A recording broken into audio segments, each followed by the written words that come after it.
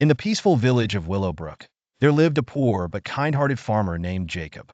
He toiled from dawn till dusk on his small plot of land, yet his crops barely provided enough to feed him and his wife Martha. Despite their struggles, they always shared what little they had with those in need. One day, while plowing his field, Jacob's hoe struck something hard. Curious, he dug deeper and uncovered an old iron pot covered in strange engravings.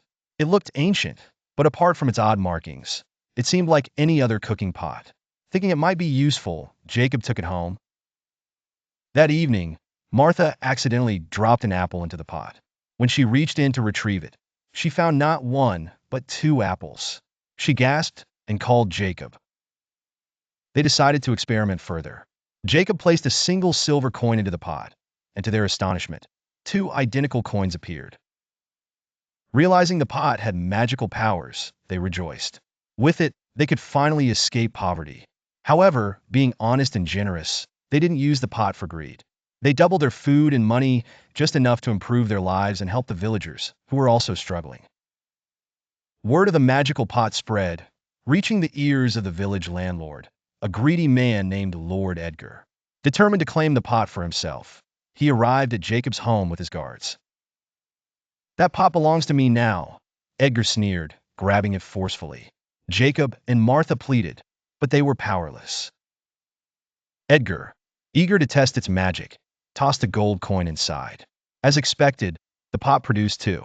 Overjoyed, he poured in an entire chest of gold. The pot doubled the treasure, and his greed only grew. However, in his excitement, Edgar accidentally tumbled forward, straight into the pot. To everyone's shock, two identical Edgars tumbled out. They turned to each other in confusion and then rage. "You are an imposter," one yelled. "No, you are the fake," the other shouted back. The guards, unable to tell them apart, hesitated. The two Edgars argued fiercely, each claiming to be the real lord. In their greed and fury, they fought relentlessly, neither willing to back down. Unable to resolve the chaos, the guards abandoned them, leaving the two Edgars to quarrel endlessly over their wealth. With the greedy lord gone, the villagers rejoiced. They returned the pot to Jacob. Realizing its potential danger, Jacob decided to bury it deep in the forest, where no one could misuse it again. From that day on, Willowbrook thrived. The villagers worked together, sharing resources and helping one another.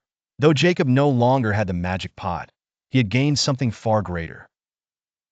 Jacob and Martha lived happily, proving that true prosperity came not from magic, but from kindness and generosity. The end.